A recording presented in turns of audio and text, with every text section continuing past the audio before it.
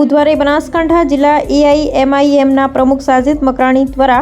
બનાસકાંઠા જિલ્લા કલેક્ટર સાહેબશ્રી, પાલનપુર શહેર મામલતદાર સાહેબશ્રી તેમજ પાલનપુર નગરપાલિકા ચીફ ઓફિસર સાહેબશ્રીને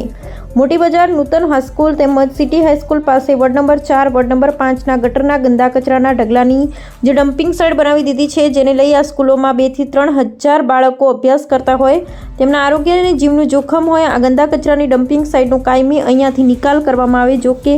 1 અઠવાડિયામાં આ કચરાની ડમ્પિંગ સાઇટનો નિકાલ નહીં થાય તો ગાંધી ચિંધ્યા માર્ગે આંદોલન કરવામાં આવશે તેવું આવેદનપત્ર આપવામાં આવ્યું, જેમાં શહેર પ્રમુખ મહેમૂદ શેખ, તૈયબ મેમણ, મહેમદ હુસેન પઠાણ, આફતાબ સિંધી, સલીમભાઈ કુરેશી, ફારૂકભાઈ કુરેશી, ગુદુચી વોહરા, મોઇન સિંધી, સાજિદ અંસારી, ઇસ્માઇલ ધોબી, અરશદ ખાન પઠાણ, AIMIMના હોદ્દેદારો હાજર રહ્યા।